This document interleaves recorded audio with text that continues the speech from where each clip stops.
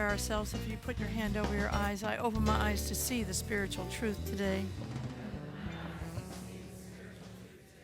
And now over your ears, I open my ears to hear the spiritual truth today. And now over your heart, and just extend out your arms. I open my heart to receive the spiritual truth today. The spiritual truth that I'm working with today is that the most powerful moment you will ever have is this moment right now. The most powerful moment you will ever have is this moment right now. And when I said that at 9 o'clock, it was true then too. It was that moment. Because it's always the moment we are in. That's the most powerful moment that we will ever have. Now, the trick is for us to keep this moment fresh and not kind of rework a moment in our lives, but to keep a fresh moment in front of us. But so many of us, we hand our power over to the moments of our history. Here, child abuse that happened 40 years ago, you take my power. Here, scale that I got on this morning, you take my power. Here, shooter from Orlando, you take my power. Here, X, 4 X's ago, you take my power. See, our work is to stay in this moment. Scientists tell us that we think 60,000 thoughts a day. And 95% of those 60,000 thoughts are repeat thoughts from yesterday. We're new thought people. We're new thought people. And our work is to figure out what it is we want in this world and then save enough fresh moments for ourselves where the power lies to be able to make manifest those dreams in our lives.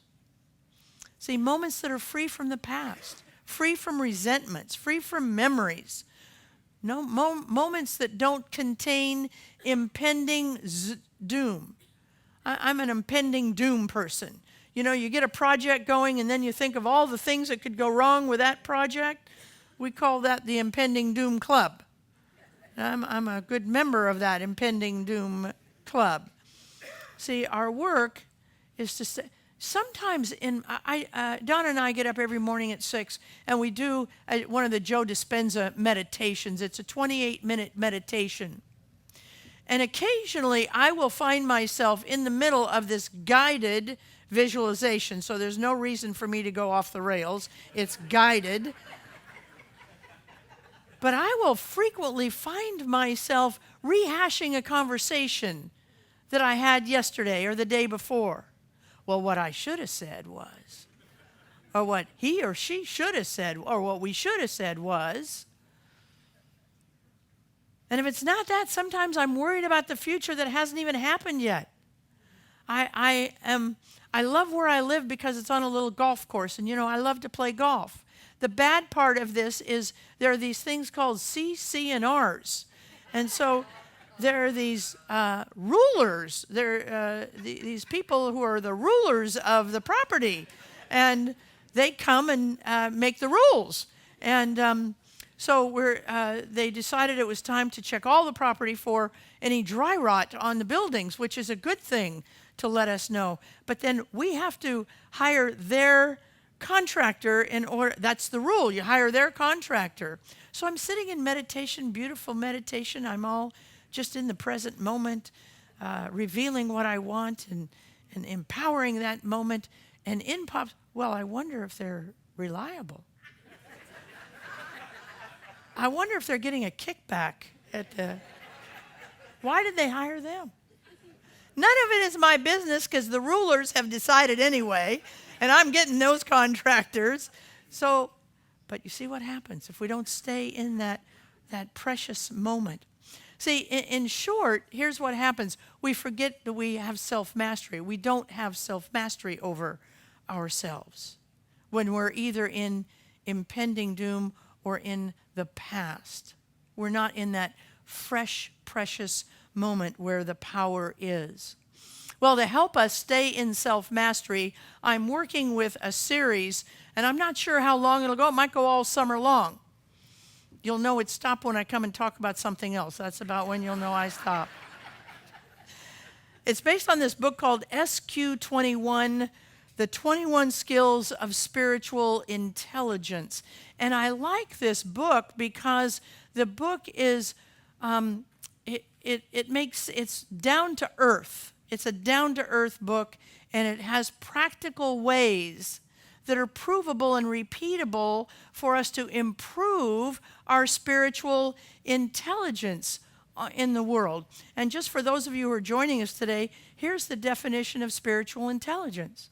Spiritual intelligence is the ability to behave with wisdom and compassion while maintaining inner and outer peace regardless of what the world throws at you.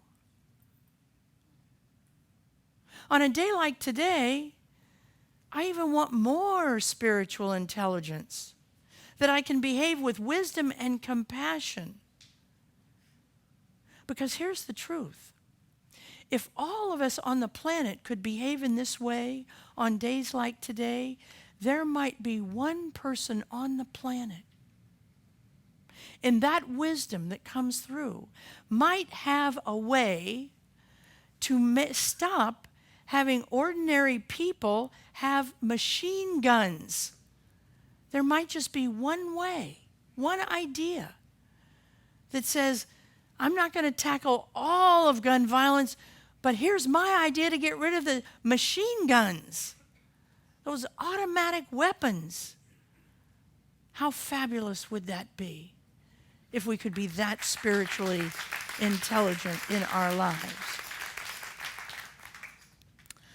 Well, as all skills in our life, we start out not very skilled at it, but with practice, we become more skilled at it in our lives. And so that's why I'm not rushing through these. I'm taking our time with them so that we can practice with them every week and get better at them every week.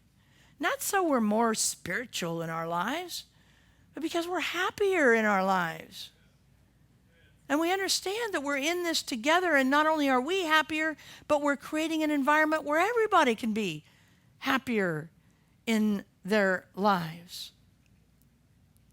Well, the first 12 are on YouTube, and that YouTube channel is on the front of your bulletin. I don't have time to review them. So if you want to go back and look, you're joining us now, I encourage you to do it. They're fabulous skills. But we're going to jump right into today's skill, which is skill 13. And skill 13 is keep your highest self in charge. Keep your highest self in charge. We talked last week about taking our ego and gently putting it in the passenger seat, taking it out of the driver's seat and putting it very gently in the passenger seat. Didn't we say that? And you can't listen, you can't have the radio, you don't get to choose what state, you just sit there and be quiet, ego. Because now the highest self is in charge. And I'm going to drive the car. See, I'm not going to share the driving with you, I'm not going to get too tired, so you're just sitting over there, just being quiet. See, if you're a Christian, the way you want to hear this comes from Matthew 6:33. Where it says, seek first the kingdom of heaven and all things will be added onto you. That's how to say this. Seek first the kingdom of heaven and all things will be added onto you. That's another way of saying keep your highest self in charge of your life. So how do we do that? How do we keep improving in this? Well, she's got 5 levels of attainment. And I want to go over these 5 levels of attainment with you, just really briefly. Because this is how you know you're improving. Now, it goes from 1 to 5, and the first one is simple, and then we get more sophisticated each time. The first one is this: I can occasionally identify when I'm acting from ego, and I understand that acting on ego will not get me long-term satisfaction. And haven't we all experienced that? You're right in the middle of something. You know, maybe the dishes are flying back and forth in the kitchen and you're just in a big row with your beloved and you get it. I shouldn't be. This isn't right. I don't want to be acting this way. So you get that. But that's not the most important thing in this first one. The most important thing in this first one is my ego will not get me long-term satisfaction. It won't. It won't get you long-term satisfaction. Might feel good for a second, and then the remorse fits in. The second one is I am happy with how I am unhappy. This says happy. It should say unhappy. I am unhappy with how my ego handles things. I want my higher power to be in charge. You're not there yet. Your higher power isn't in charge, but you now realize that's what I want. It's not where I am, but that's where I want to go. Number 3, I understand and I can occasionally remember to use the skills to activate my higher self and have it take over from my ego self. In other words, I've practiced 1 through 12 enough that now I know. And I can activate at least 1 through 12, and that will help me put my higher self in charge. Number 5. Number 4. I am consistently able to activate higher self and erupt ego moments. I am successful in keeping the higher self in the driver's seat most of the time. See, we're moving up. The last one, number 5, my higher self muscle has been developed by consistent daily practice for a long time, and now it is simply habit. My higher self is in charge even in profoundly trying times or under pressure from group think. Group think is a very, very painful and powerful thing in our lives. And when our higher power is in charge, when our higher self is in charge, you may want to call that another name. We want you to stay with higher self because we don't want you to think it's out there. You can stand here and scream Jesus or Buddha or Lao Tzu, help me all you want. And I'm telling you, that's not a bad thing to do. But until you get that Jesus, Buddha, and Lao Tzu can only work through you, you're not going anywhere. You're not going to move anywhere in your life. Amen? So one of the master key to help moving up through these 5 levels of attainment is to understand the relationship between your thought, emotion, and action. They all have a relationship with each other. Thought, emotion, and action. We learned earlier that our ego skill, when we're acting out of our ego, we often create emotional reactions. And if our emotional reactions go rampant in our lives, often what happens to us is blame, anger, fear. So next time you have blame, anger, or fear, you ask yourself, is this an ego reaction?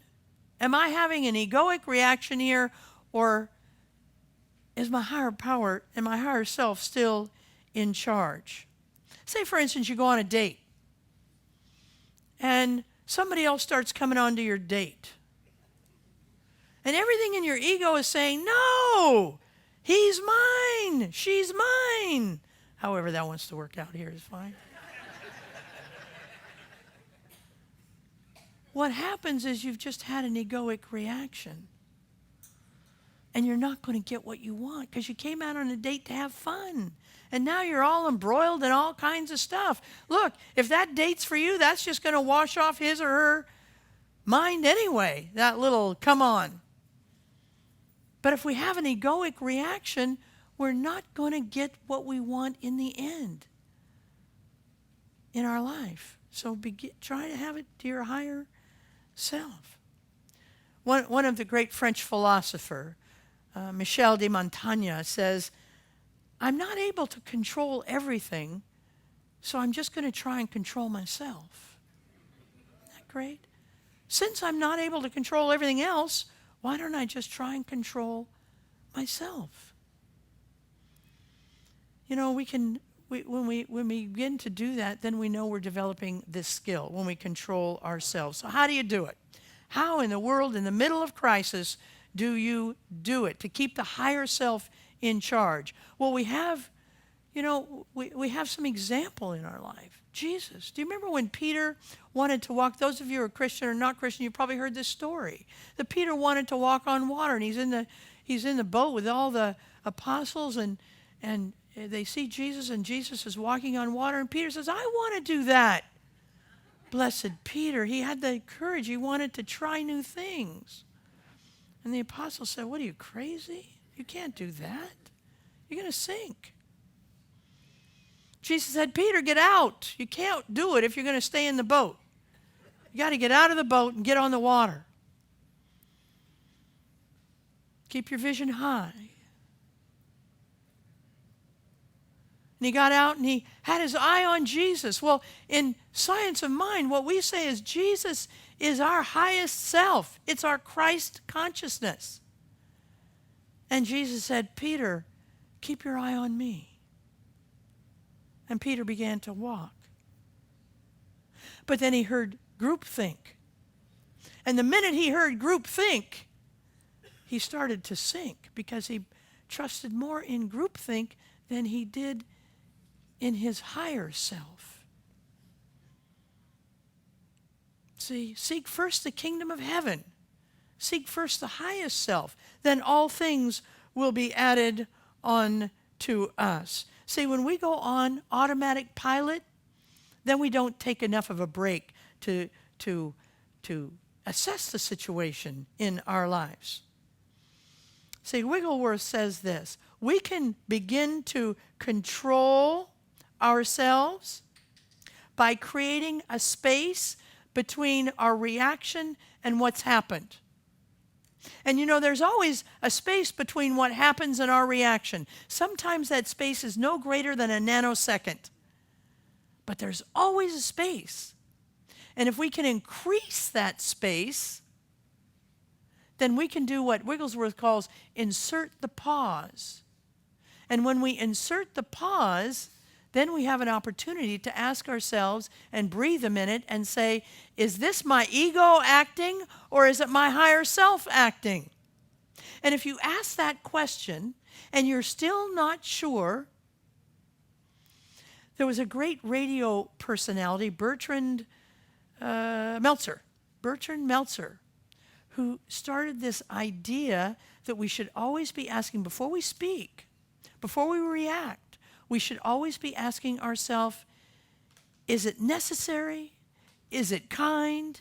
Is it true? Now, those of you in recovery, you know this because that's kind of drummed into us after we get cleaned up for a minute, and then they say, well, now you have to go out in public, so here's a phrase you want to remember. And the phrase is it kind? Is it necessary? Is it true? See, if we can begin to understand that and ask ourselves that question, then we can begin to keep the highest self in charge. Okay, I'm late. I got to run through 14. I'm just going to run through it here. Number 14 is this. Oh, good. Living your purpose and value. Living your purpose and value. That's the skill, living your purpose and value. You can become spiritually intelligent by learning to live your purpose and your value in life. Now remember, skills 2 and 3 was be aware of your purpose. Skill 3 was be aware of your value. So now we know what our values are because we worked at that. Now it's to live them. See, you cannot be spiritually intelligent if you're not living your purpose. Now remember, living your purpose does not necessarily mean that that's the job you go to. And blessed be if it is. It's my job. I love it. I'm glad. And some of us here are blessed to have our purpose in life be how we make our, well, let's call it income, shall we? Our income. But some of us aren't. Some of us aren't. If you're a photographer, a poet, and you have to go out and get a job, you still want to know that you have to live your purpose. Whether it's a vocation or an avocation, you have to be living it. Because if you're not living it, you're mired in resentment, even if it's subconscious resentment, and you've wasted your precious moment where the power is because you're in resentment. The other one is live your values. Live your values. If your value is equality and you allow a racist, a homophobic, a sizist, an ageist joke to go by and you haven't spoken up, not in a hoity-toity way, but in a kind, loving way, not that you're better than anybody else. You're not screaming at anybody else. But if you allow any of those comments to go by, you are not living your value. And you cannot be spiritually intelligent if we're not living our values. These two are powerful. The first one, keep your highest self in charge and live your purpose and values in your life. I hope you'll take these to heart this week. Begin to practice with them. If you forget them, go on to YouTube and listen to it again and get them again. So you can begin to use these. That's why we're in spiritual community together, to lift each other up, to love each other. Let's take this message into prayer, knowing that there is only one power. It's the power of love, and it flows through us all the time. I give thanks for that. I release this word into the law, and together we say, and so it is.